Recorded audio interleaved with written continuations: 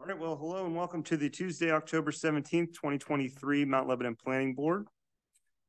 We have a call to order. Our roll call, board members, Rebecca Griffith. Here. Dave Hornacek. Here. Clint Rounsful. Here. John Schrott. Not here. Myself, Andrew George. Here. Municipal staff, Dan Diceroth. Here. Ian McMeans. Here. Greg Wharton. And our liaison, Steve Silverman. Don't see him. And we have Phil Nices from the Historic Preservation Board. And we have our junior commissioner or junior planning board member. What's your name again?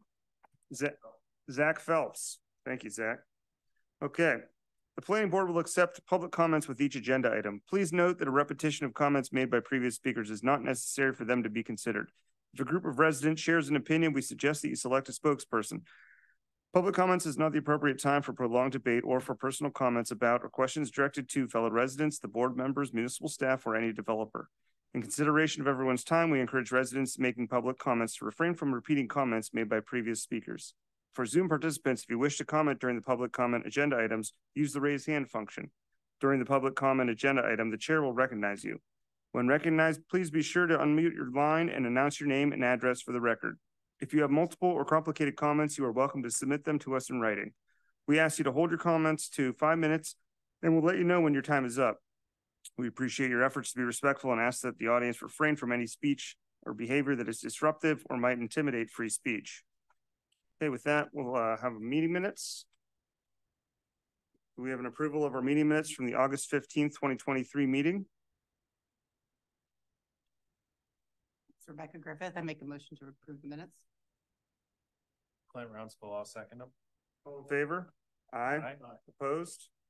Okay, the motion carries then. We have no old business, no new business, and we have a comprehensive plan update. Discussion of the comprehensive plan update. Consultants from the comprehensive plan team and the municipal planner will provide an update on the progress.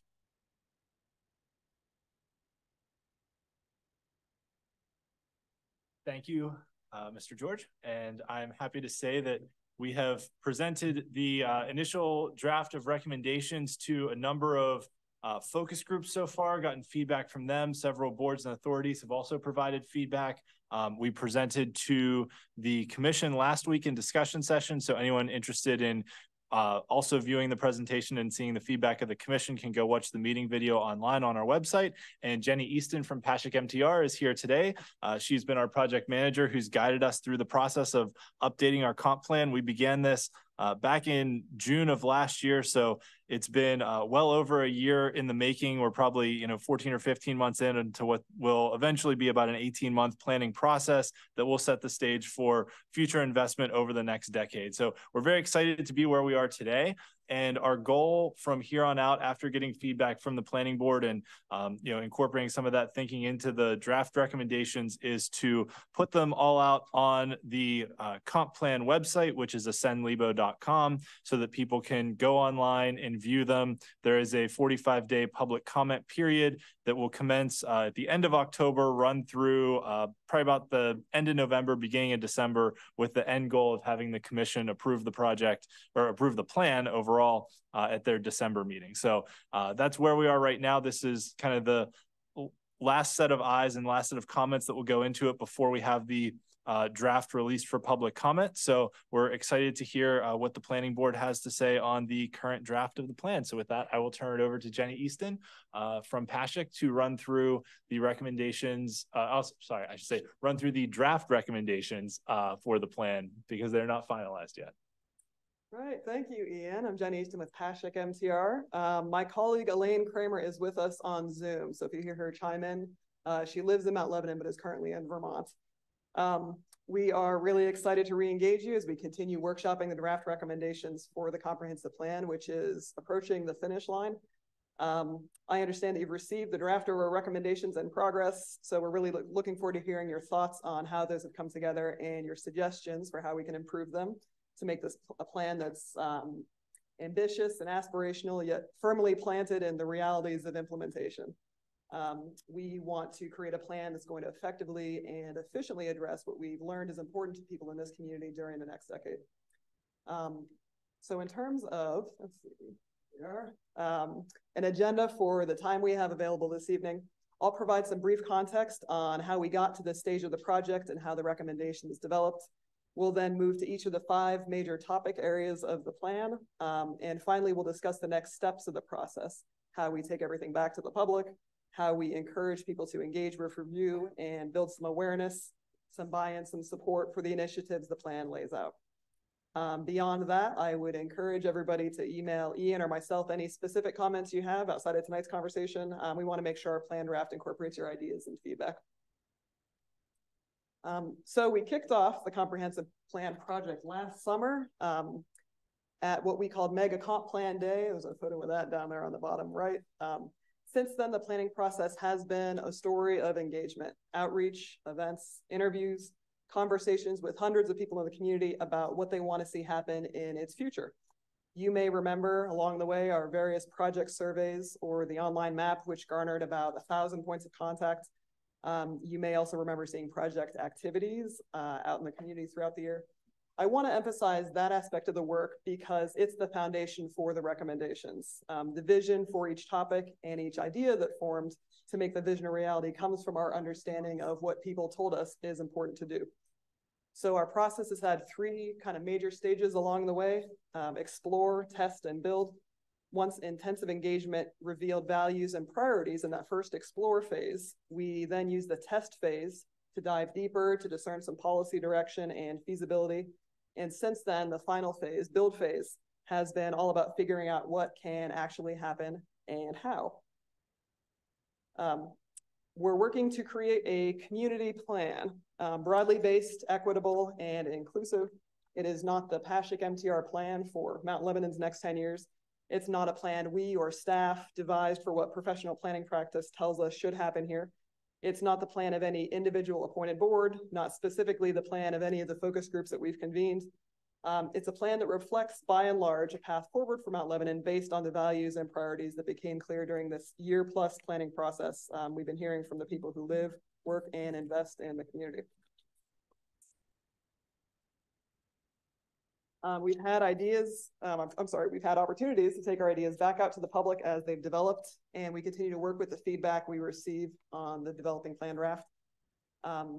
I brought a couple boards with me from our outreach at Uptown Unveiled. That's where we kind of, after getting some policy direction, asked people about what specific interventions they would like to see. So there's some interesting things worth checking out. As you can imagine, there's not complete consensus on every suggestion. But through continued discussion, our goal is to get as close as we can to a plan that everybody in the community can be really proud of. As a reminder, the comp plan is structured to align with the reconfiguration of the appointed boards. So accordingly, our major topic areas are engagement, resiliency, mobility, parks and recreation, and financial management. Along the way, we've also had a liaisons group with appointees from various boards and community partner agencies to help guide the process. And we've had 3 rounds of topic-specific focus groups for engagement, resiliency, and mobility. For Parks and Recreation, we're building upon the recently adopted Parks and Rec comprehensive plan, and we've distributed the draft recommendations to Parks Advisory Board, Sports Advisory Board, and the Conservancy. We've received some really insightful comments so far, and we'll continue to listen and incorporate suggestions from those folks. So without further ado, the first topic on the list here, let's see, mastering the clicker first. Community engagement. So this topic is about the way local government interfaces with community members, how local government creates a platform for community. We are talking about communication, about the different ways in which groups and people interact with local government and with one another, and about strong, effective partnerships. It boils down to this.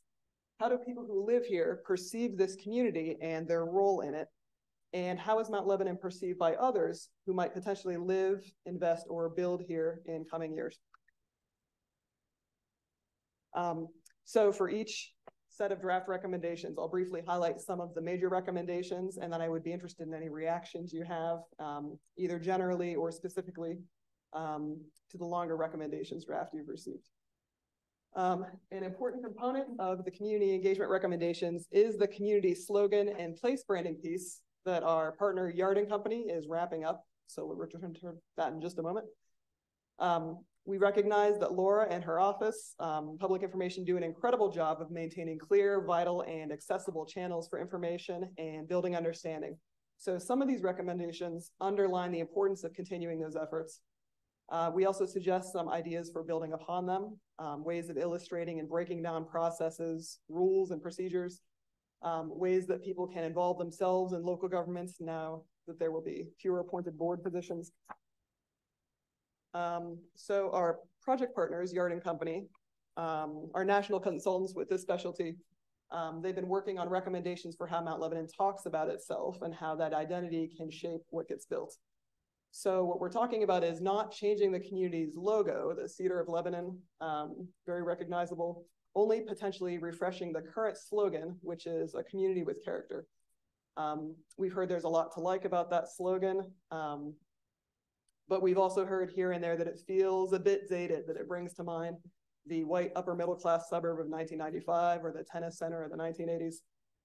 So Yard's task was to look into that, to analyze the results of public engagement, the thousands of comments we received in various surveys and events, that whole fire hose of information, work with our community engagement focus group, and conduct some in-depth interviews to determine what about this place is important to people. What does it mean to live in Mount Lebanon? What are the distinct features of this community that make it stand out? What are the greatest sources of pride? So on this slide is the slogan concept that is resonating best so far in internal review. This is home. That responds in particular to the suggestion that Mount Lebanon should be more welcoming, more inclusive. The "This is home" slogan underscores a sense of belonging. Staff appreciated, I think the slogan could be adapted for different uses. This is recreation, this is blank. And there are some concept variations that could come into play. I dropped this in so Ian doesn't have to go to the trouble of pulling it up. This is pure coincidence. This is not something that factored into the concept development. But one of the concept variations is homegrown, which ties into this great moment from the state football championship a couple of years back. That is community pride. So my first question for you would be, what is your first impression? Is that a slogan you could see working? How is the current slogan working or not working for the community?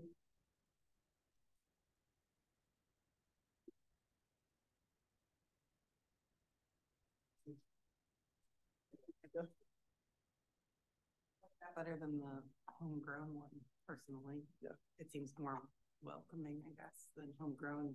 Sounds like you're here from the start. Oh, that's a good point. Yeah, correct.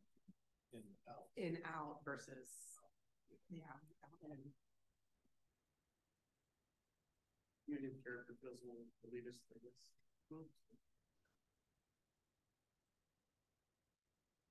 Yeah, you can see that being fashion.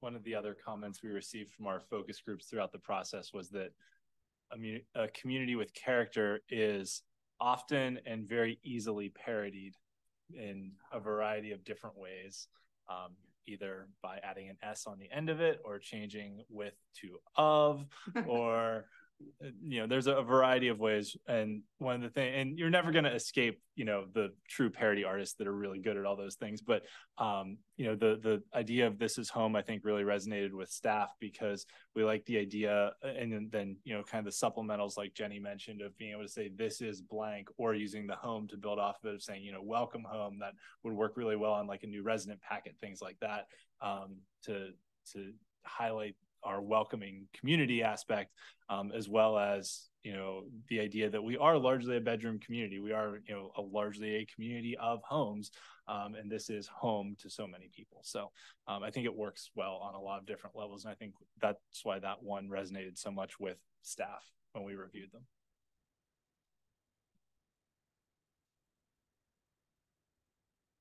So,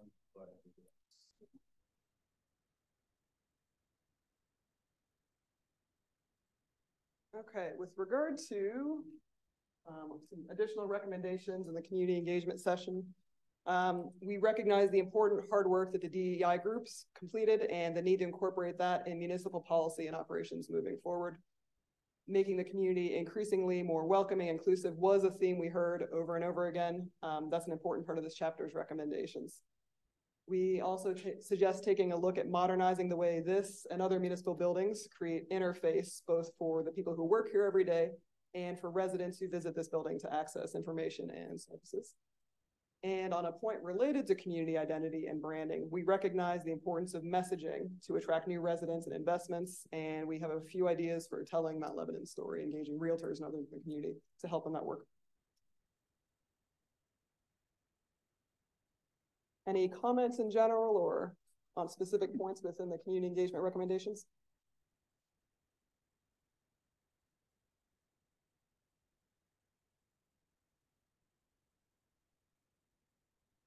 As far as I'm concerned, the more, the stronger the effort, the more options that we put forth in community engagement, I think it's all the better. Because our demographics are so different. People have access to different ways, whether it's technology or just by word of mouth, or go to the library, and that's their source of information. So the more avenues, the more corridors of information to share,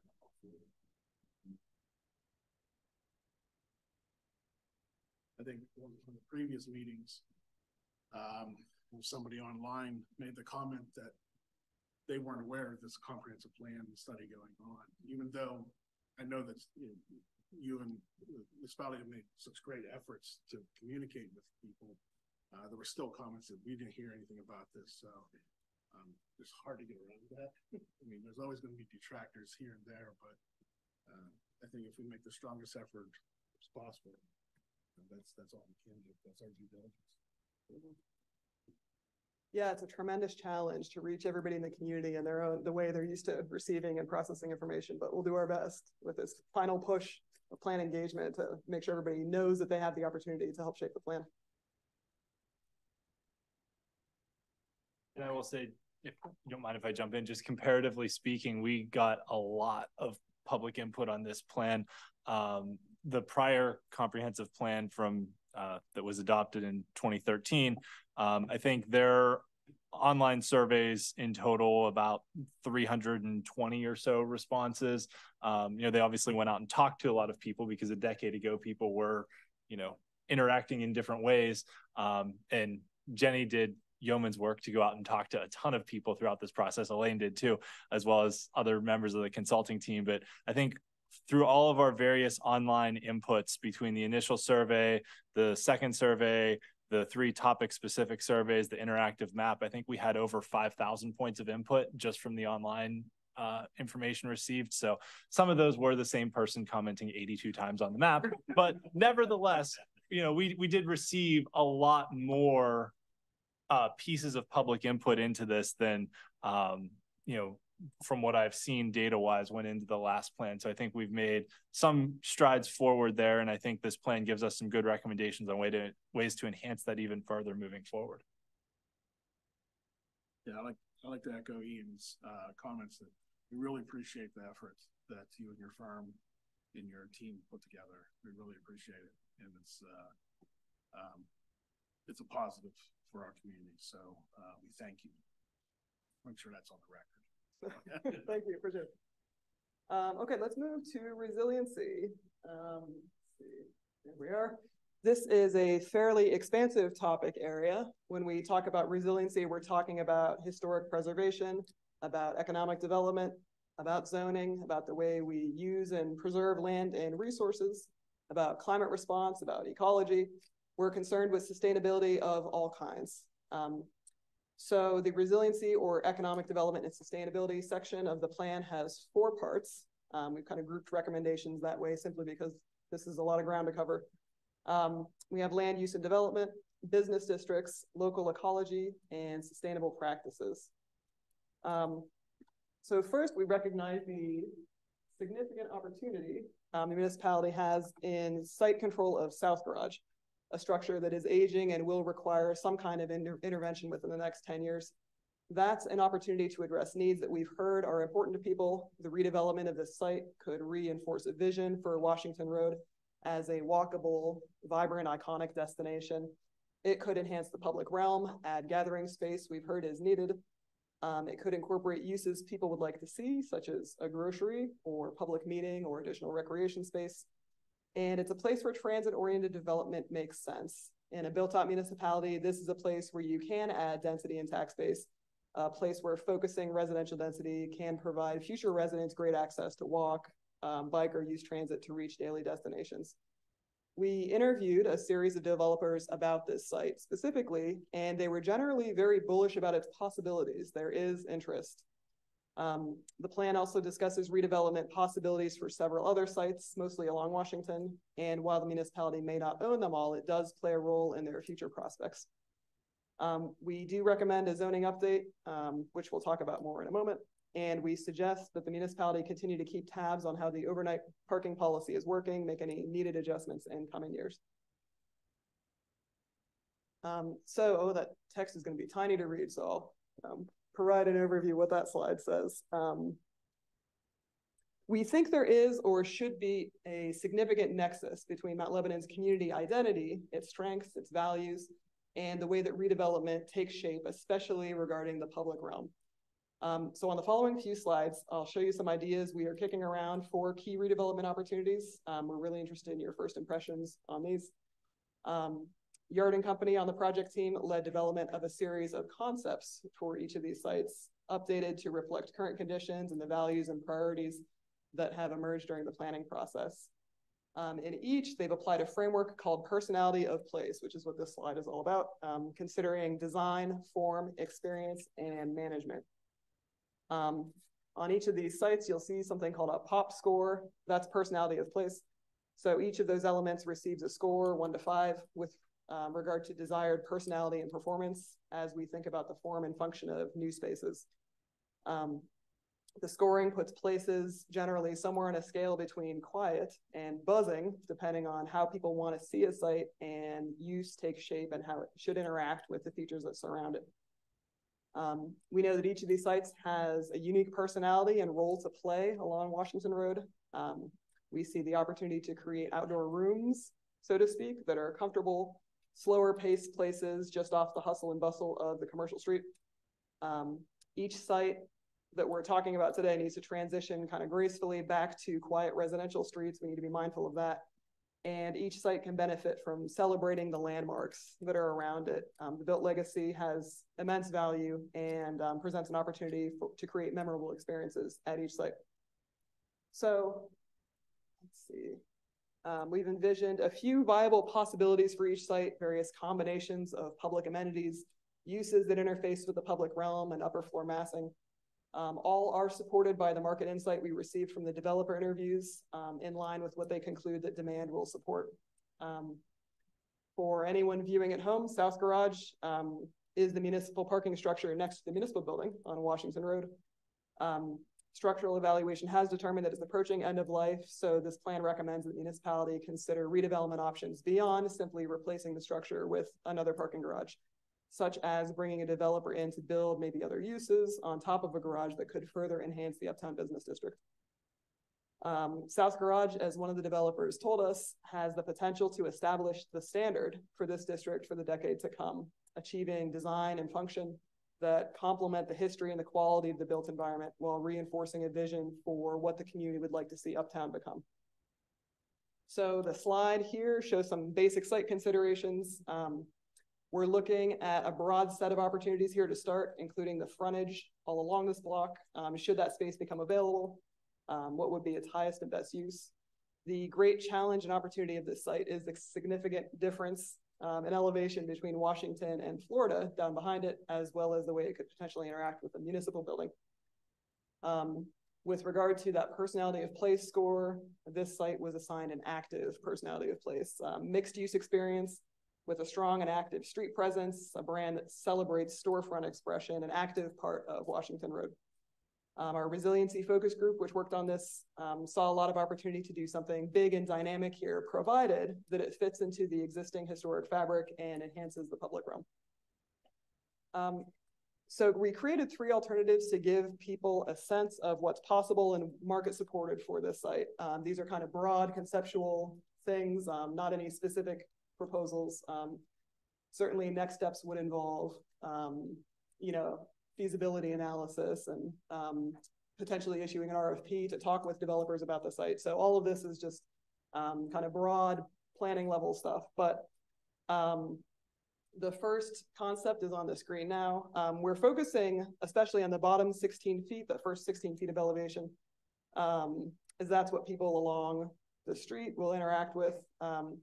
So here for this concept, we're looking at a retail frontage with some plaza space. The colors there, blue is office, the upper yellow stories are residential. We discussed both condominiums and apartments with developers. They believe there is demand for either. They pencil out a little bit differently depending on what else happens at the site.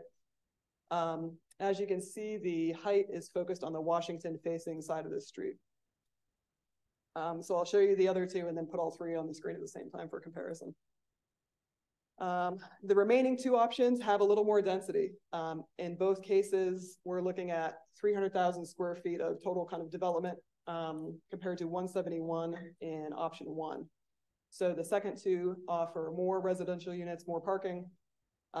Both of those capitalize on location. So again, in a built-out municipality, if you're going to fortify your tax base by adding ratables, it makes sense to do so in an already dense mixed-use area with great transit access.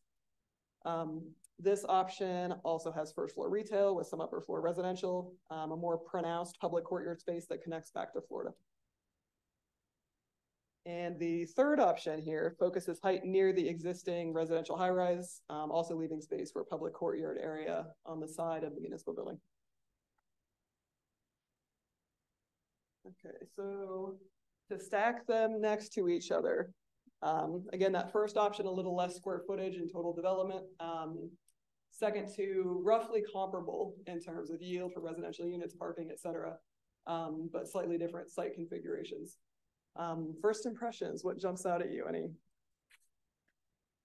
comments, preferences? Are all these as of right in the current zoning?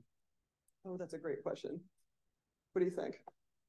That was the goal. Yeah, the central business district, you're allowed to go 98 feet off of Washington Road. And if you increase the setback, you can go up to, I believe, 108 feet or 112 feet, somewhere in that range. So just kind of eyeballing them, I think so. But I know that we did send all the zoning requirements to the Yarding Company consultants that kind of sketched these things out. So they were aware of what the area and bulk regulations were when they kind of conceptualized some things. And part of what went into this too was with the resiliency focus group, we did a activity with them where we asked about different development sites and what level of density seemed appropriate at different sites.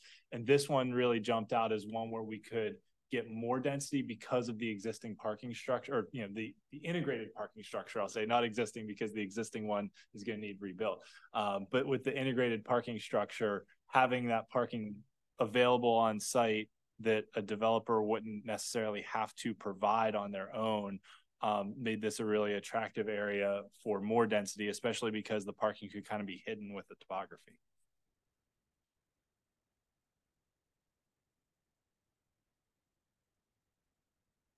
What do some of those second and third one do for kind of like the view out of the current tower? Like, first one seems a little lower, kind of respects those neighbors, and the other ones are kind of just building a second tower, not tower, but mid-rise, whatever that is there. Yeah, to the extent there are windows on that side of the tower, they would face the new structure. Yeah, so I think first option is a little more respectful to the existing tenants of that building. Wonder about like the setbacks there. That was my question. Because if somebody can buy that lot and build that anyway now versus where's the one that's more respectful to the tower that's there. So I will say the existing tower that's there only has side windows on the top 3 stories. Below that, it does not. Well, I was meaning the Washington Road view. Yeah. With the, looking out there. Mm-hmm.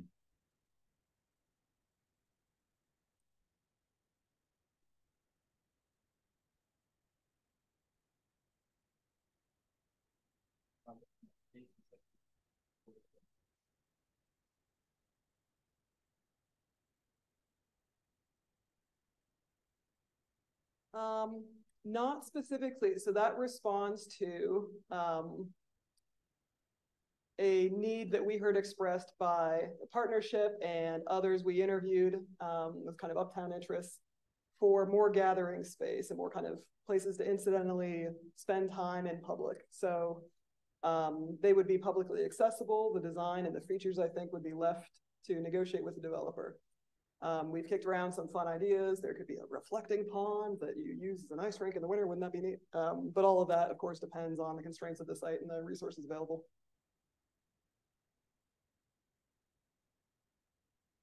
This is a no-brainer, easy one for me because it's a tremendous opportunity. I mean, any one of these concepts is better than parking from parking garage.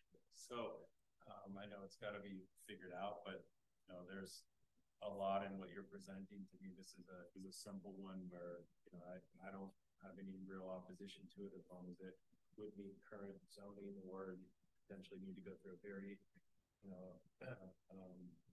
variation process if needed. But I mean, it's a great location and it's in Uptown. I think it's a tremendous opportunity. It's just a matter of like what's really in or what's out, and I know that's not part of the discussion today. Mm-hmm. I mean, we have so little property available to do anything like this. This is an easy one. And this is one where we actually have site control over it. So we can, the long-term thought for the municipality was that given that we kind of have our timeline of, in the next 5 years, give or take, the existing structure will reach the end of its useful life, that next year our plan is to do kind of a feasibility study on what a new parking structure would potentially need to, how it would need to be built and what it would need to look like from a not only parking management standpoint and sustainability standpoint, but also just a strength of structure standpoint to be able to hold something on top of it. And then the idea was to take that feasibility study and include it with an RFP to developers to say, hey, present us your proposals for what you would like to partner with us on and potentially build on top of it. And if we have some conceptual renderings in the comp plan too, we can say kind of, this is our vision for what we would like to see, show us how you can help us do this. And then, since it's our property, we would get to pick, and we, the municipality, we get to pick and choose kind of which, developer we like, which conceptual renderings we like, all that good stuff that goes into development. We would have a lot more control over this one than a lot of other development projects that the planning board sees that are just private development projects. This one we'd have a lot of say in. So I think having these renderings coupled with the pending, feasibility study on the garage would be really two key pieces to determining the future use of this site. I also think, to your point, it's nice having something there that pairs with the building that's already there. High rise that's kind of by itself. So something else within that density makes sense there, that it would now feel kind of more and not the one tall building.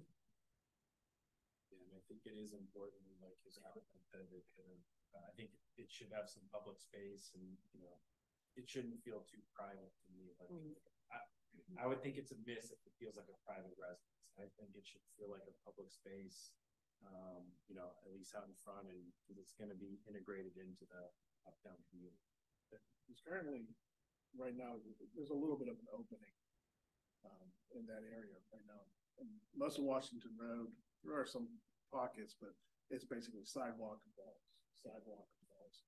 And I'm fine with the massing and the bulk adjacent to and behind, as shown there, but along Washington Road, I would really push for exploring different, whether it's setback or kind of inviting opportunities further into the property. Mm-hmm. Even if it's restaurant cafe space or something like that, just so that it's a little bit of a breathing space as you're kind of coming down through the canyon.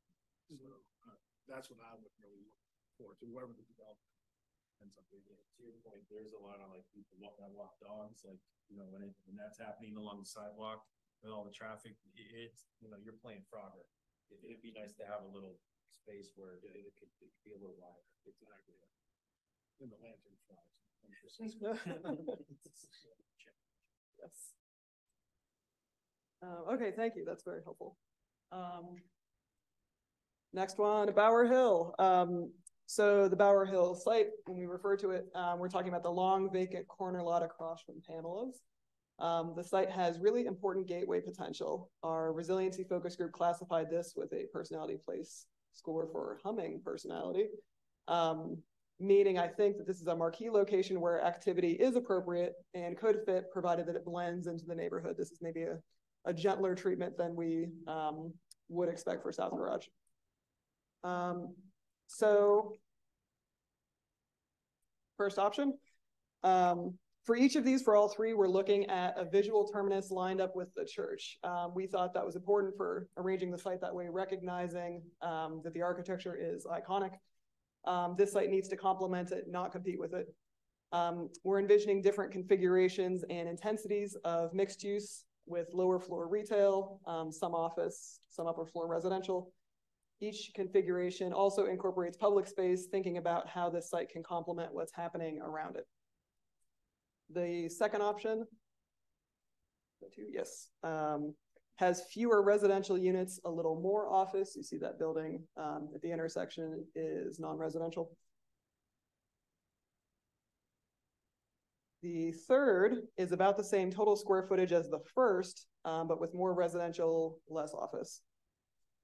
So to stack them side by side, tough to make out there, but generally comparable amounts of total square footage developed kind of in different configurations, all of which have more than one building, preserving that kind of visual connection to the church across the street. Initial impressions or general comments about this site? We don't own this site. Right. So not really up to us, right? Well, yeah, so we're showing here kind of what we thought the market could support and what kind of what's within the current zoning, viable visions for what could happen at this site in hopes that, you know, somebody will run with one of them. And I will say having non-municipal sites referenced in the comp plan can be important for potential future developers to go out and get grant funding for. Some of the funding that was received for the two projects up at the corner of Midland, Dorchester, Castlegate, that area, they both got funding through the state, and part of their requirement was showing that what they were doing complied with our comprehensive plan, and our 2013 plan specifically called out that site as a key area for development and referenced, you know, housing for the elderly, potentially referenced mixed use, mixed income housing. And that was kind of what they wound up doing there. There's the senior apartments building and then the Castlegate Green project, which has mixed income housing. So their project aligned very well with what was in the comp plan, and that can be helpful for developers that are chasing state funding to have some kind of reference in there, even if we don't own the property, to say this is what we'd like to see. It's a good question, because I know I led with the previous property. My comment was we own this, so we have a lot of say in what happens. I mean, if I have to pick one, I think the third one is the most compelling because it keeps the density towards Washington rather than kind of spreading it out. I also think that residential seems to be a driver versus commercial office space now. So spending that with a retail at the grade, I think that there's something compelling about that.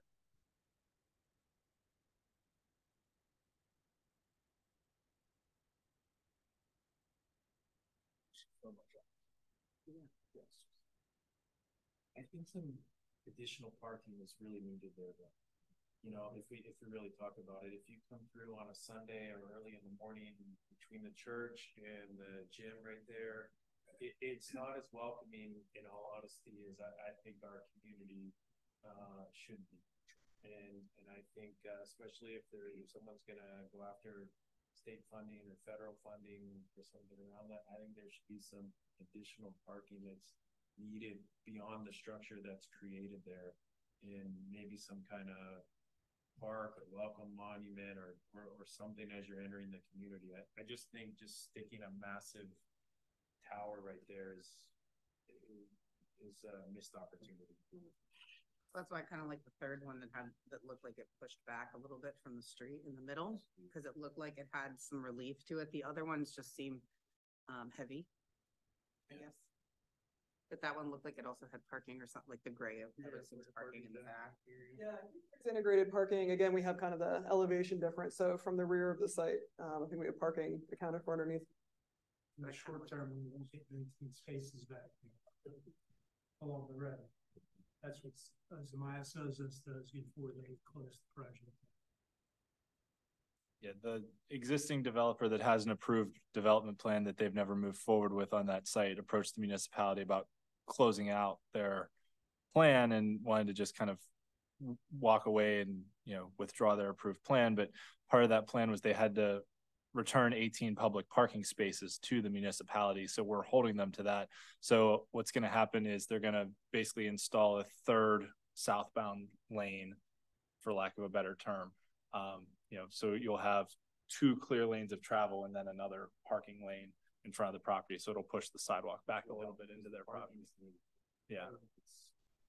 Yeah. And then we are putting the turning lane in at Bower Hill, Washington. We can ever get the contractor to move. Sounds like They were up there they were up there doing the handicap ramps today. I saw them. Are we gaining any parking there then? Because are you just gaining an extra lane of traffic? It's a dedicated parking. You can park there now, right?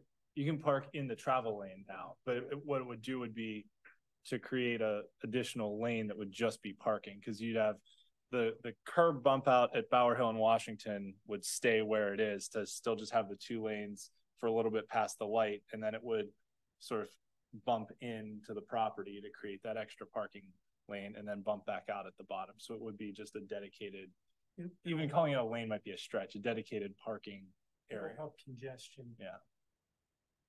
And they're gonna construct sidewalk, guys. Yes. Everything pushes. Mm-hmm. Yeah. The idea to incorporate a gateway feature is a very good one that I'll pass along at that location. I mean, right now, I feel like there's the mural on which is nice, but I think we should probably, as a planning agent, think about more than just that. And you gotta weave them all together. The one you talked about on the south garage is kind of one anchor. And then something at this site is another anchor, and then Clearview Commons in the middle, and kind of the idea that there's destination points along a walking path. That is fantastic.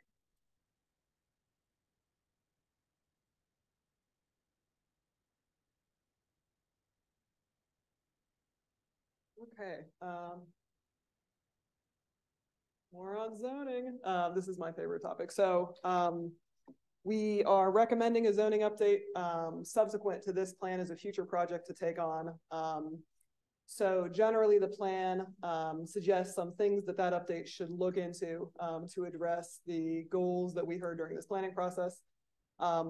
Where we are adding density, it needs to happen where it's precedented or contextually appropriate.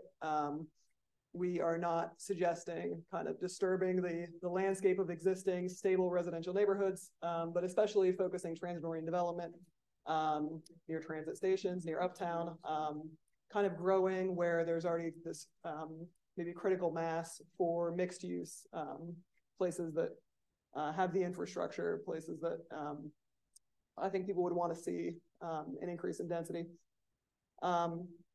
The complete streets ordinance, we have some recommendations as part of this comp plan, working that into operations and finding ways to integrate that fully in municipal programs and policies, procedures. Zoning is another way to do that, to make sure the ordinances are consistent in supporting that complete streets goal. And parking requirements. This is a perennial problem in every community. I know there are different pinch points and different problems in different locations. So zoning is a chance to take a look at that, given current trends and conditions, especially post-pandemic, and how driving and parking patterns have changed, and create some kind of targeted surgical changes to the requirements.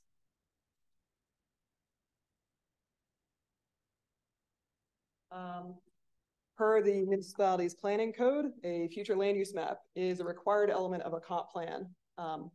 in a built-out community comprised of stable neighborhoods, this exercise is not really about prescribing sweeping changes for development. That's something you would see in a plan where we're prescribing what future neighborhoods should look like. We have a good sense of what they look like here already. So to comply with the MPC for this plan and this process, we suggest starting with the existing zoning and land use maps and kind of abstracting things up a couple levels so that we're not referring to any properties specifically. And creating a general reference map keyed to plan recommendations that do refer to areas. So for instance, we would label Uptown and list out what the plan envisions for that area. The future land use map for the MPC is the basis for any future updates to zoning, but we want to make sure there is a full public process for determining what the boundaries of any changes would be for specific details as you may be interested in looking in the future. So that's kind of the land use portion before we move on to other sections of resiliency. Questions or comments? Future land use and development? I've read the document. And when you say it wouldn't be disruptive to current areas, I think some of the commentary in here is upzoning R2 to R3, consider consolidating residential districts R6 and adding accessory dwelling units potentially into some zones. I do think that's disruptive because if you change the land, the allowable use, that is going to change.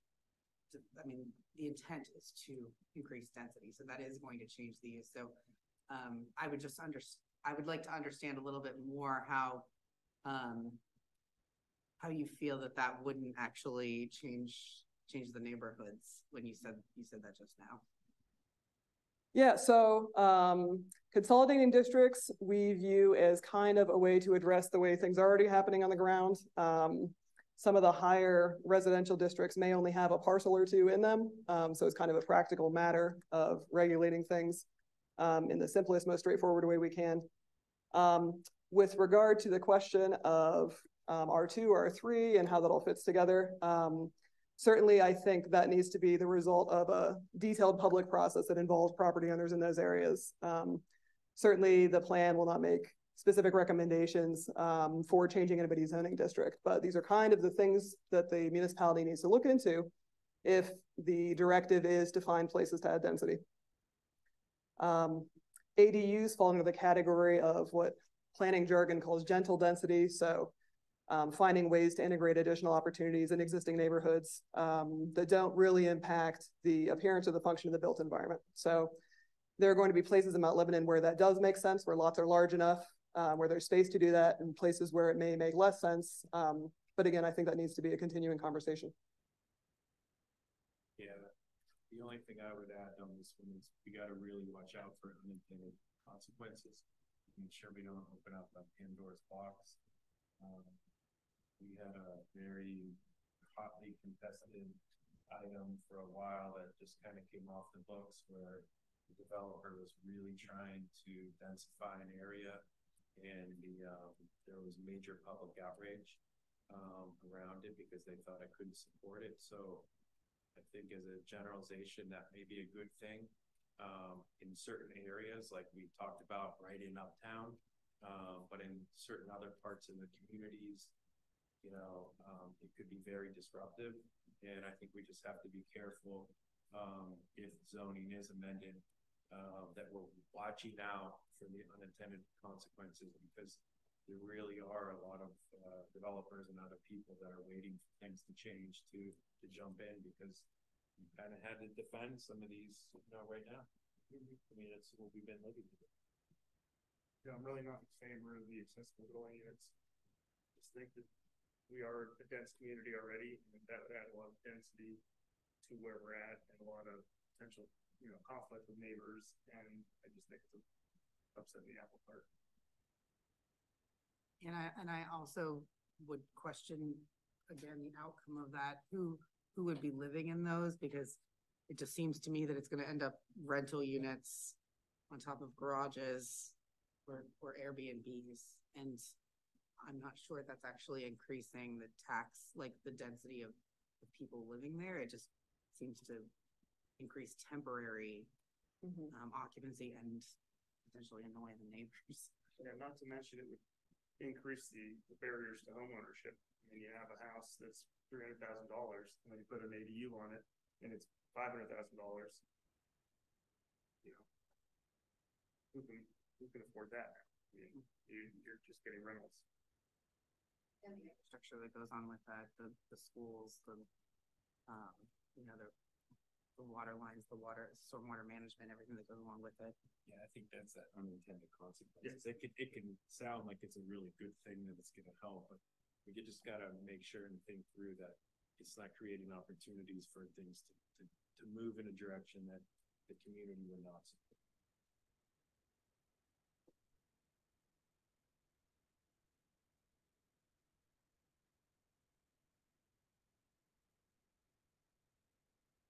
All right, any other general comments, land use and development? Okay, thank you. Let's move. Business districts. In this section, we've consulted with partnership and we're kind of carrying forward recommendations as part of their planning processes and initiatives they have going on now. The municipality will certainly continue to be a partner moving forward with those things. The Parseway improvements we're carrying forward from a recent plan commissioned by the partnership. We don't want to ignore the other business districts in the community, so we have some recommendations specific to each of those. Local ecology. So we acknowledge burying overhead wires is phenomenally expensive and incredibly challenging. So that's not something that is within the horizon of this 10-year planning process.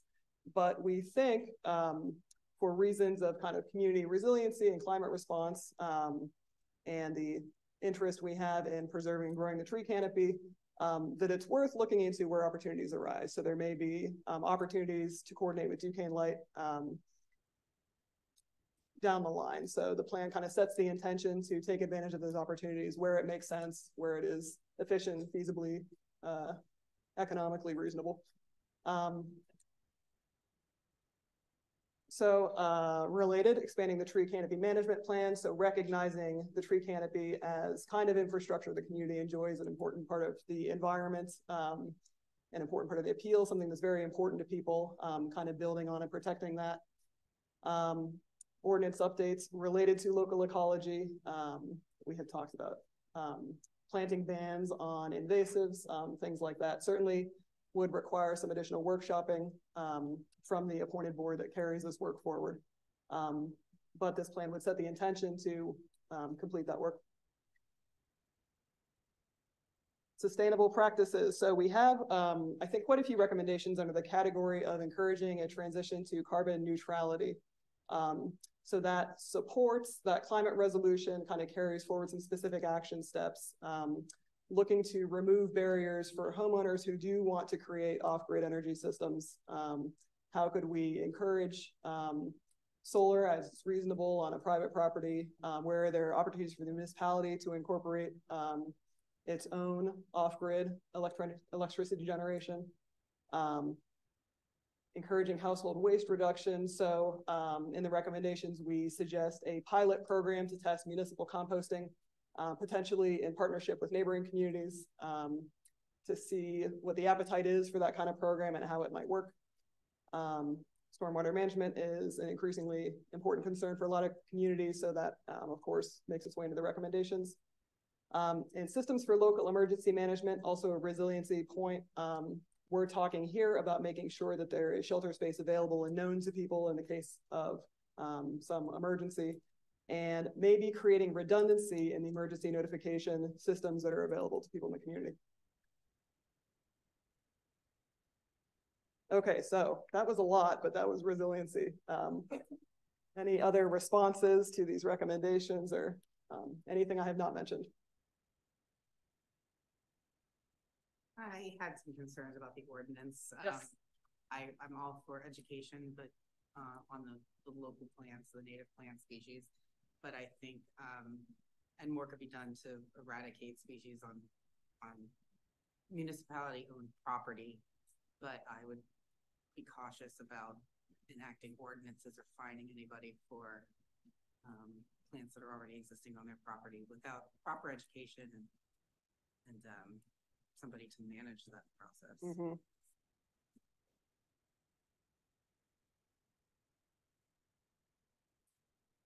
In favor of the ban of plant stuff, for sure. Doing what we can to eliminate the invasive species, because they're running rampant through our woods.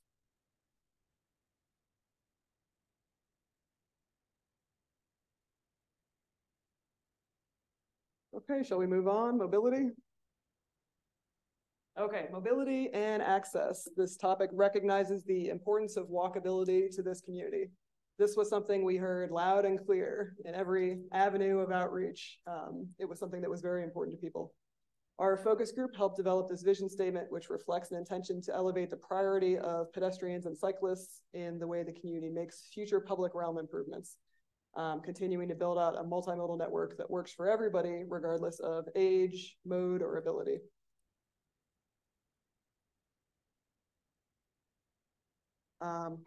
So we are talking here about formalizing policy and procedure to bring everything into alignment with the Complete Streets policy. That could involve an update to the subdivision and land development ordinance. So adding some different options for street design and typologies, maybe moving from a traffic impact study to a broader multimodal impact study to examine how people walking to a site might be served. In construction sites, specifically requiring and enforcing pedestrian detours, asking our contractors to be mindful about those things. And updating the existing neighborhood traffic management program for consistency with this Complete Streets policy. So kind of bringing everything into alignment we think is important.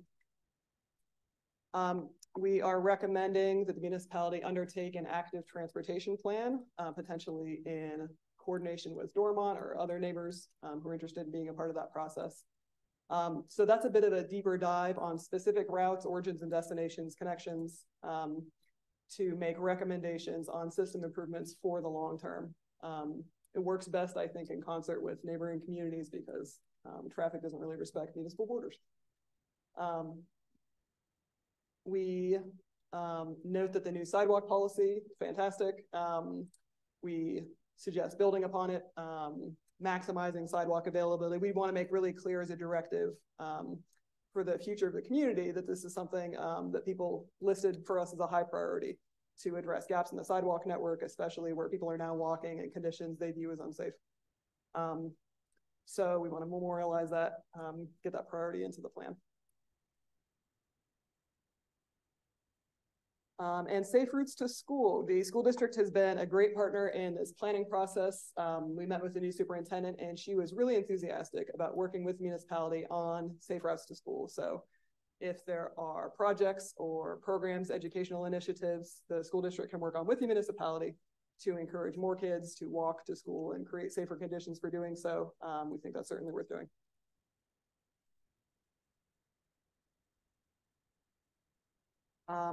Washington Road. So one of the boards behind me, we asked people kind of big picture, what is the highest and best version of Washington Road? Is it two lanes in two directions, or is there room to think about doing it a different way? So there was some lively discussion and some like a wide variety of opinions on this, but it's a conversation worth having. So the municipality, in partnership with Dormont, has had conversations with PennDOT about what's possible for this road, what safety improvements are necessary and feasible. So that's a conversation that will continue. We are talking about curb management in the Uptown Business District. So this is specifically with double parking in mind. A lot of cities and communities have had to respond to this post-COVID, given the astronomical rise of DoorDash and other food delivery services. I think the way that people access businesses and use parking has changed a little bit. So communities are forced to respond. So there are a lot of kind of creative options out there now. Requires a little bit of further study to determine what solution would be optimal for this particular business district. But that's something we heard many comments about as well. And finally, this chapter does include a specific recommendation to keep mobility in the capital improvement plan. So not only for your regular street resurfacing, et cetera, but that the capital improvement plan anticipate sidewalk projects and other improvements for other road users. Okay, mobility. First impressions, comments, thoughts?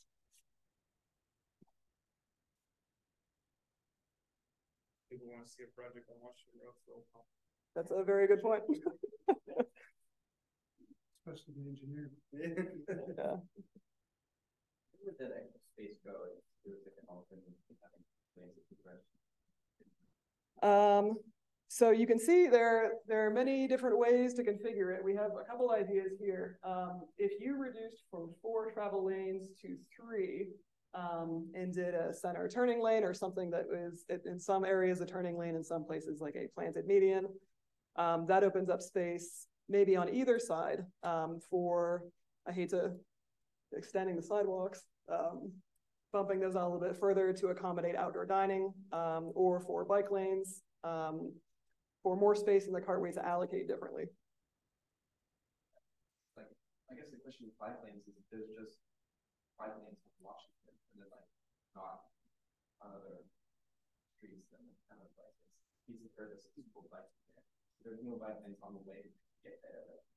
Mm-hmm. Yes, so the planner ME will suggest that a network has got to start somewhere. So I think the grand idea would be that eventually, ultimately, it would connect through Dormont into the city so that people could potentially ride to work. But more broadly, I think there is interest in encouraging people biking around the community to places they're already going. If you can reduce a car trip, replace a car trip with a bike trip. We're thinking about what infrastructure would make that feel more comfortable, more safe, like a better option than it does now. I agree with that sentiment. And I think school trips, especially, are when people are like hiking, be a lot more encouraged. Most of the schools don't have any space for bikes. The high school has a small bike ride, and by getting there on a bike, I mean, at least for my house, I have to go on Cochrane, and like sidewalk by there is not really even enough to comfortably ride a bike, and the road is actually busy, so it's not very comfortable.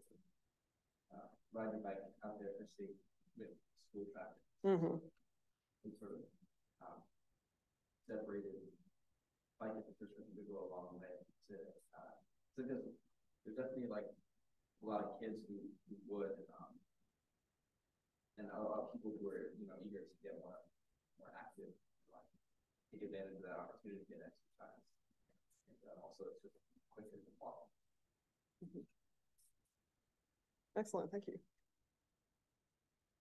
I think if you drive through Dormont during rush hour and somebody is parked in the drive lane, the chaos that ensues, I don't see how that reducing the drive lanes that are already being parked in Mount Lebanon to get, food out of the Mexican restaurant. I don't see how, Or any of them. or any other restaurant. Yeah.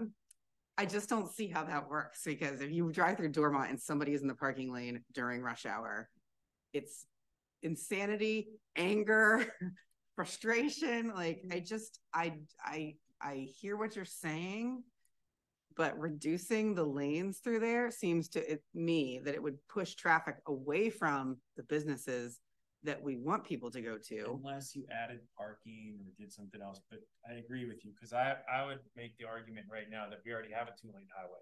Yeah. Like if you walk out here right now between 4 and 6 p.m., it's almost a 2-lane highway because there's people double parked going into various different restaurants.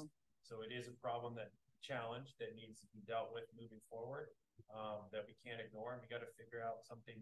But to your point, I don't think just narrowing the lanes is enough. Like, what supports the businesses, what allows people to park and get in and get out safely and not disrupt the traffic flow. I mean, these are complex problems we won't figure out right now, but they need to be figured out. So vehicles can get around safely, so people can be encouraged to walk and then and even get to the bike that he's talking about. And I agree with you. There's not enough bike area. But until we deal with the traffic piece, we can't even create safe areas to, you know, we pride ourselves on being a walking community, but we have a lot of sidewalks that go to nowhere. We have sidewalks that don't exist in certain places. I live over by Markham. All the kids cut through Bird Park. I mean, I don't even know it's a safe trail through there. I mean, there's many sidewalks that need to be enhanced and then could like grow to the bike piece. But this traffic phenomenon it's all interrelated. I think we should explore, excuse me, on all avenues in the design, because there are days where I wish that the parallel parking on Washington Road just will not exist. That we basically would keep the 2 lanes in either direction, but whether it's a bike lane or some kind of impediment, so that you don't have you kind of keep the tendency of someone parking in the middle of the road, and then you have just an instant jump into a restaurant. But if you have seat walls, that are kind of what we've already started to implement. You have seat walls, or you have some kind of barrier that it's harder for somebody to jump out of a car, get to a restaurant, and come back out.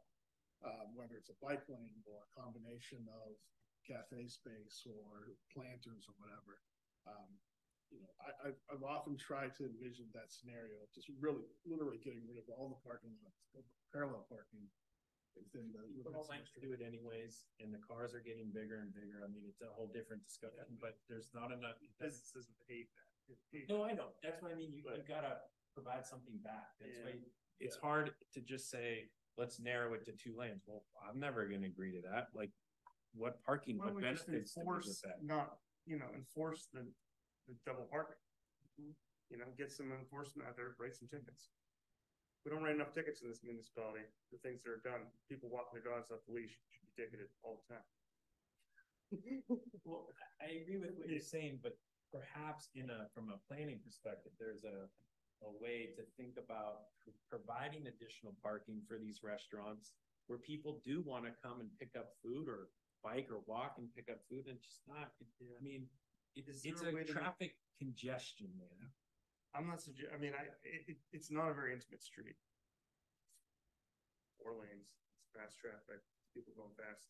At the end of this municipality, or end of it here goes down to 1 lane. Yeah.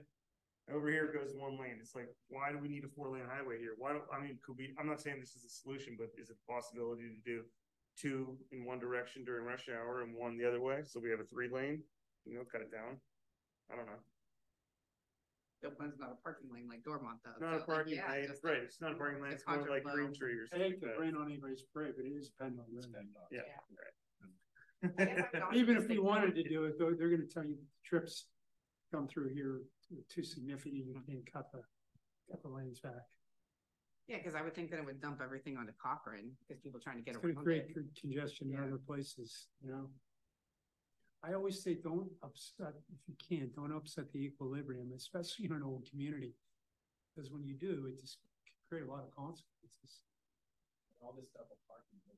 It's not everyone at this table here, but society is creating, is pivoting. There's no more rules, there's no rules anymore. So Just do what from you're a planning perspective, it needs to be dealt with moving forward. Yeah. We won't figure out the solution now, but it should be on the topic. Yeah. It is a problem. I try to avoid it. I mean, which is the last thing you should do is try to avoid like the uptown, but it's such a mess now. I'll go out of my way to go around. And there's sufficient parking, you can always find a place to park. That's the sad part of it, we're just lazy. That's Thinking behind the conversation is how design can influence the decisions people make. So how can we get people who are taking the shortest parking trips to park in the right location versus people who are occupying spaces for a longer amount of time that maybe you wouldn't want taking up space in front of businesses that want the turnover? How do we induce more people to walk uptown, and how do we make uptown an environment where they feel safe and enjoy being a pedestrian and spending time out in the public realm? So yeah, I think it's a conversation, a lot of moving parts. Any future conversation, of course, involves PennDOT, and involves the business owners and the partnership. And I think there was some reference to curb management in the recommendations, which is sort of a roundabout way of discussing the double parking issue and things like that, that taking sort of a comprehensive look at, you know, on-street parking and what's happening with it. Mhm. The lady used to give tickets though. She retired. Yeah. She, nobody ever did that before until she retired. There's also notes in here about reducing lanes on Bower Hill, Connor, and Gilkison. Which I think also would have a lot of consequences given, you know, the school, Jefferson right on Bower Hill, like and I completely appreciate, yeah, there's not safe bike lanes, that road is very fast and those sidewalks are very close to the road. To see those kids, the 25 or the school zone, and then it's like the Grand Prix afterwards. Yes. Unfortunately, we're a community where, you know, we're the fastest way home for Peters Township and Upper St. Clair. Kind of where we are from them. Bower Hill get that many trips though? I mean, it never feels like it's that jammed up. It needs to be in the morning around the school because it's the slow zone and then the turn. Yeah. That's more popular. Yeah. I live at 1046. It's a freaking high. I mean, the kids are risking their lives walking to and from the middle school and elementary school. People fly down there. I mean, Washington Road, yeah. I mean, if you say between Cochrane and you go to the Galleria, like that is a highway. That's not a road, that's a highway. And we had a lot of students and population that walk that. Well, that's the same with Bower Hill. Yeah. I drive that every day, and that one scares me because the kids are so close to the road walking, and there's no berm. It's just highway and sidewalk.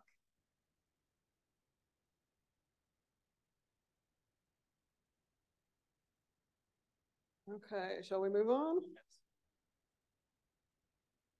Parks and Recreation. So this topic started with the 2022 Master Plan recommendations. We are not redoing that work, recognizing all of the public input, analysis, and planning that was created during that process. That's our starting point for this conversation. We collected and analyzed the implementation priorities for that plan developed by Sports Advisory Board, Parks Advisory Board, then set out to create a set of recommendations that incorporates and builds upon them. In particular, we look for opportunities for adding routes or access assets with universal accessibility throughout the community, including the parks. So the parks recommendations in your packet fall into 5 categories: connectivity, programming, facilities, nature parks, and partnerships. As we continue to workshop this, we've since rolled partnerships kind of back up into the others. It's kind of more of an implementation thing. So for each of these categories, our aim was to memorialize what's underway and formalize a path forward for the next decade. I want to mention that the packet you have doesn't include revisions that we're making according to feedback we've since received from Sports Advisory Board, Parks Advisory Board, and the Conservancy. So we received a lot of really thoughtful comments from those groups, and we'll work to reconcile and incorporate those to the best we can. So let's see, connectivity. With regard to Parks and Recreation, we think this should be part of that active transportation plan for the whole community from the last chapter that specifically addresses connectivity and trails in and throughout municipal green space and parkland. So looking for opportunities to connect neighborhoods and community assets via marked routes, including green space and trails. Looking to create a connected trail system between parks to provide longer routes for community connectivity. We are talking about adding bike parking at municipal parks and bike repair stations at the larger parks, creating and implementing a development and maintenance plan for sustainable pedestrian trails in public green space and nature parks, and implementing a complete unified signage plan for the park system. So that's underway to some extent, something we think needs to be carried forward in this planning process. With regard to programming, here we go. We suggest diversifying programmatic offerings. So that's kind of a catch-all thing. We suggest revising programming based on community input, kind of as tastes and demands change and the population expects different things of its Parks and Recreation Department. Maybe taking a look at expanding program timing to attract work from home users, weekend users, looking at the diversity of participants in the programs and whether there are ways to capture more people in the community. Looking at how scheduling works across fields, facilities and programs, considering parking demand, of course, is part of that. For facilities, so this implement next steps to provide facilities operations and maintenance that increase the recreation opportunities in the community, kind of a broad thing. What we specifically have in mind there is expanding the recreation center in the main park as recommended in the park master plan. Potentially adding recreation space at the Galleria or 50 Moffett Street if space is available and makes sense for that purpose as an interim or maybe permanent solution to the need for courts, community space, meeting rooms, gym facilities, et cetera. Coordination with the school district to improve and maintain the middle school athletic fields for mutual use.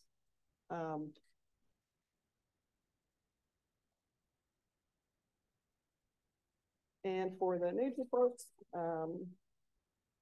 again, that reinforces the suggestion to create and implement a trail development plan, public spaces and nature parks, and pursuing the potential for a display or maybe an interpretive planting area in each of the nature parks in collaboration with the Conservancy. So those are Parks and Recreation recommendations. What jumps out? Any comments?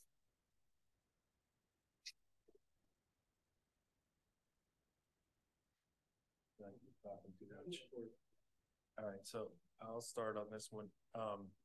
Just in general, I think this needs to be a major focus moving forward when we're talking about comp planning and 10 years out. Where Mount Lebanon used to be perhaps the gold standard X amount of years back, I don't think we're there now. You know, and this is I had young kids. We had to, you know, didn't matter if they were playing baseball, hockey, soccer, all the different sports. Been visiting all the different communities recently, and they've really jumped ahead of us with newer, better, more available fields, parks, bike lanes, all kinds of different things.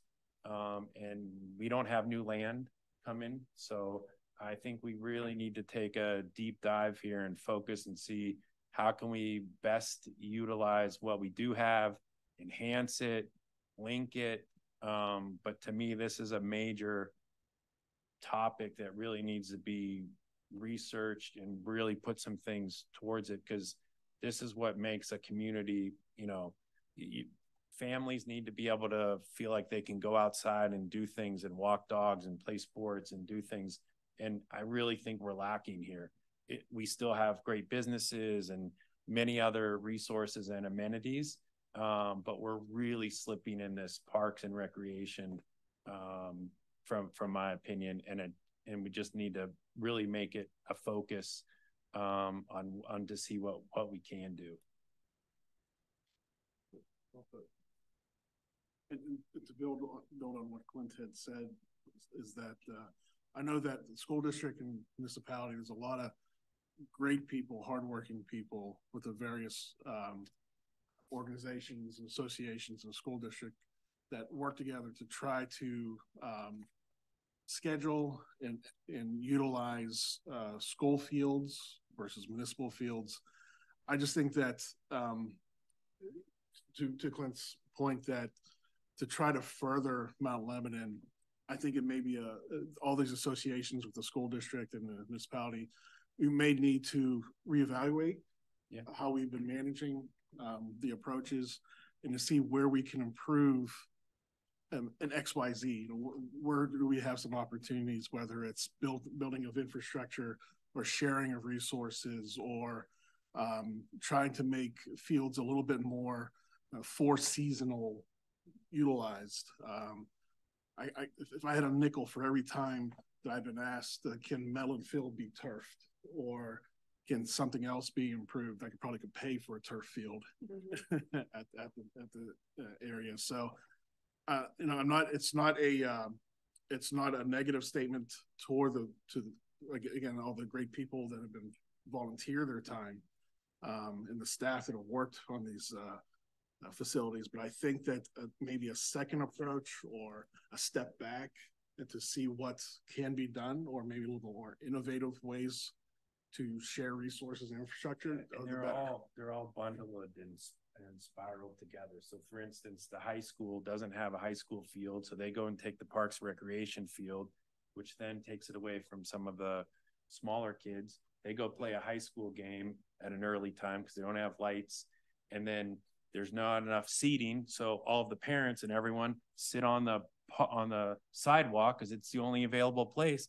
And then here comes moms, dads, everyone trying to exercise, joggers, runners. They're coming through. They don't have, the space is just everyone's on top of everyone because there's no integrated approach, with how to utilize it. So it just needs to be rethought. So many of the other communities, Pierce Township, Upper St. Clair, they have the space that they can work with, that they can be creative with.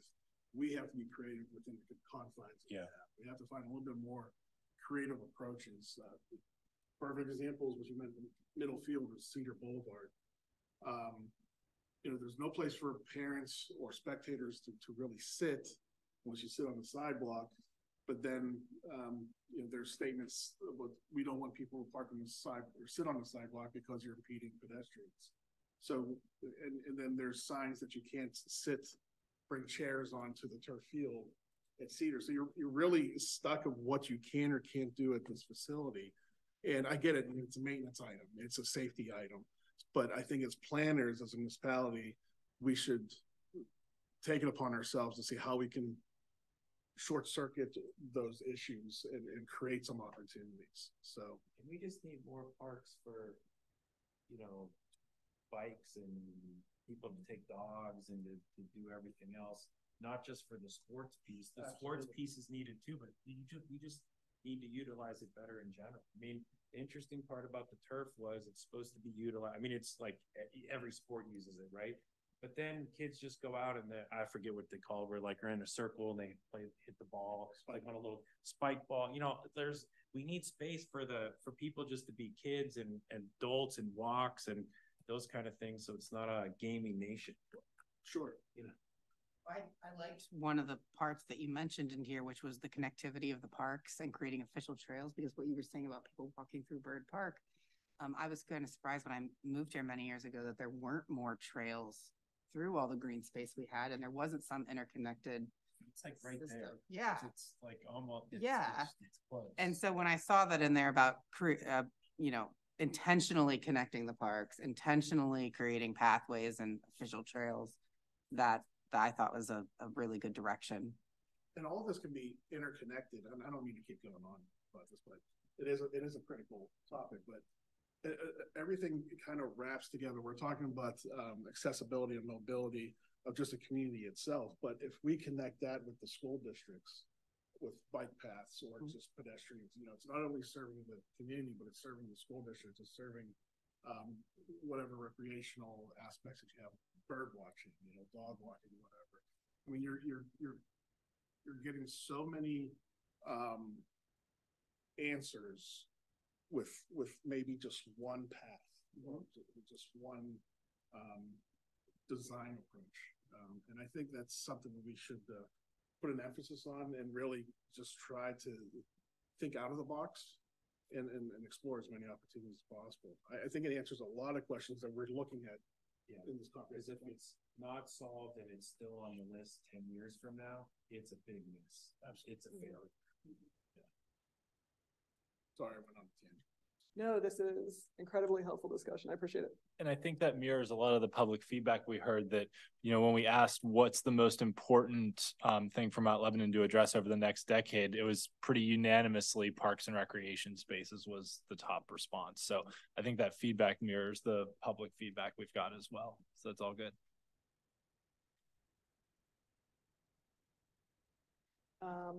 Let's move on then to financial management. So this section will lay out some nuts and bolts intentions to sustain transparent, effective, and responsible operations, as well as some specific focus areas for the next 10 years. All right. We point out here that while we know many municipal programs do collect a fee for service and break even or better, there will be some municipal offerings that do not. And in some cases where the value is important to residents, those can remain worthwhile undertakings. Creative partnerships, that's a nice segue, can really multiply the potential of what the municipality can accomplish with these recommendations in coming years. Mount Lebanon is recognized as a regional leader. It would be very much on brand for the community to collaborate with neighbors in figuring out novel ways to achieve some shared aims, address some shared problems. The work of considering the next solid waste contract should probably begin soon, given all that we expect it's going to have to involve. If, for instance, the municipality should determine that it might make sense to bring services in-house, it will take years to sort out equipment and facilities acquisition to make that possible. The Financial Management Board can help determine the most efficient and cost-effective path forward. This chapter also articulates support for the municipality designing and undertaking programs that create frameworks for property owners and residents to do things that benefit the common good, things the municipality wants to see them do. Taking care of trees, maybe collective efforts to fund the sustaining of brick streets, installing solar panels. This board could also figure out what those programs look like and how they operate, whether they make sense. During our presentation to Commission, Commissioner Flynn suggested that we specifically incorporate directives from last year's climate resolution into this chapter, so those will appear here as well. Comments on financial management? I had a comment. Yes. There's a line in here about evaluating the transition of cost of waste management to fee for service. So is that fee to individual residents to pay? Because I think there's already the reputation that it's costly to live in Mount Lebanon and the taxes are high. That's the first thing you hear from outside people. So, you know, one of the things is that we have services included with this. And so I think the idea of adding that to somebody's fees to live here, you're going to end up with, you know, I've seen it in other communities where people then start taking care of their own garbage. Right. They do it on their own. If it's not a community service, then you end up with garbage that's not taken care of properly. Yes. Yes, an excellent point. I think, are suggesting municipality needs to anticipate potential increases in the next contract, given how substantial the increases in this contract were, and evaluate all feasible ways of covering that cost. So it's a difficult decision to be sure. Yeah, this contract, we got 2 bids were received. The lowest bid was a 33% increase. So the commission is weighing how they want to pay for that increase, whether through an increase in real estate taxes, when we have 11,000 households and change that receive garbage service out of the 14,000 households in Mount Lebanon, or 40,000 properties, I should say, versus, you know, the way we pay for garbage as a municipality is a per household fee. So it's, you know, say $30 a month that the municipality pays. Actually, I think it's closer to 20, but at any rate, you know, make a number up. But at any rate, the way we are billed is a per household fee. So looking at how a lot of our neighboring communities, Peters Township, Dormont, some of the others in South Fayette, some of the others in the area pay for their solid waste collection services is through, you know, a billed fee, kind of like with what we have with the stormwater fee, what we have, you know, other communities have other, you know, sewage fees, things like that. So that is one of the options the commission's considering right now for just how to handle the increase in costs that we're going to see next year. And I think, you know, thinking into the future, this is a 5-year garbage contract, but in the 10-year window of this comprehensive plan, we're going to have another garbage contract come up. So I think what the plan is saying is, you know, don't just keep doing what you're doing and keep just bidding out the garbage contract and see if it's Waste Management or Allied Waste or Westmoreland Landfill that gives you the low bid, and, you know, maybe actually consider how the service is delivered and if it's something that you want to bring in-house. And then obviously if you're bringing it in-house, how do you pay for it? Because that would be a significant cost increase of, you know, personnel and equipment and tipping fees and all that other stuff versus what we're paying Waste Management right now. So, you know, it's something to consider. It's not an immediate thing, but I think it is well served to be thought out during this comp plan lifespan. I think from moving here from another community, I felt that the garbage service here was extremely generous, and I was very surprised that the amount that you could put out was astonishing to me.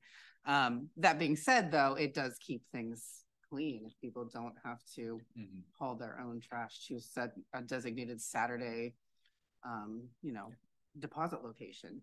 So I get both sides of that argument, but I was quite surprised at the amount that you could put out. Is that something you could negotiate down? Like, you can't put 8 bags out now, put 5. Does that help?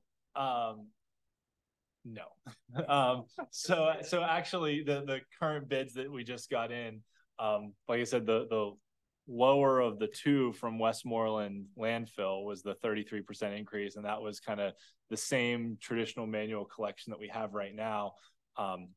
Waste Management's bid for automated collection, which was limited to 1 96-gallon bin of trash and 1 96-gallon bin of recycling per household, was like a 45% increase.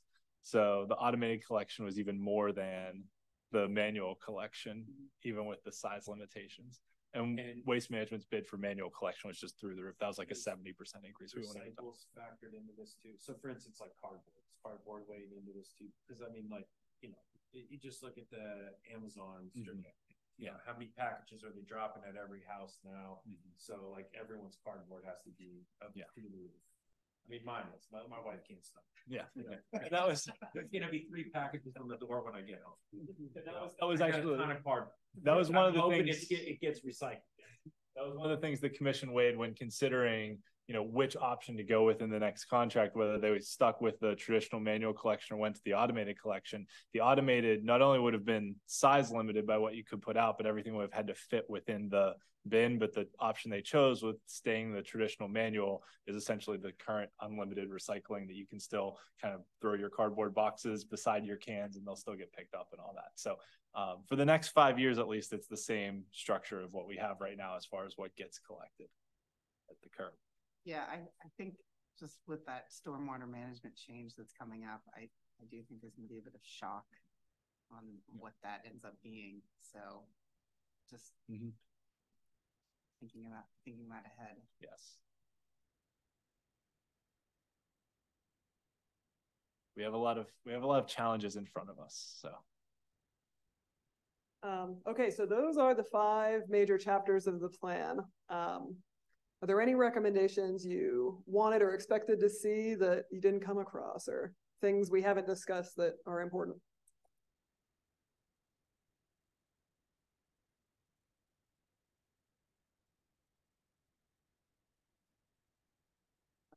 Yeah. Okay, great. Great, well, don't hesitate. If something occurs to you later, please feel free to be in touch. So what you're saying is it was very comprehensive. It's comprehensive. So currently, here's our project schedule. We are targeting a public hearing and adoption in December. So between now and then, we're going to be focused on getting the plan draft out in front of everybody we can. So we're currently kind of have our heads down, putting the recommendations and the supporting material in a plan layout for staff review, comment, revision. We're incorporating everybody's comments. We're hearing from you, commission, appointed boards, anybody who's offered comments so far. So we'll have a revised draft out to the public at the end of this month. So we will update our plan website, ascendlebo.com, and work with the Public Information Office to get the word out to every corner, to everybody we can. We want to let people know that we're looking for their involvement in this process. The plan is very much a work in progress until it's adopted. So we welcome feedback, direction, ideas. it's the community's plan for Mount Lebanon. So I would encourage anybody with an interest in any of the recommendations to engage with the plan, to comment on it. There will be a version online in forums where you can submit comments interactively, as well as the old school format where you can pick up a copy here and leave comments at the municipal office. So that is an official 45-day public review and comment period. At that time, we also send the draft plan to the school district, to Allegheny County, to neighboring communities for review and comment. Those are often useful perspectives. So at the conclusion of the 45-day period, we'll make any needed revisions. The official final steps in this process are an advertised public hearing and a commission adoption vote. Yes, thank you. Sure. Any other questions from the board or anyone in the audience for Jenny?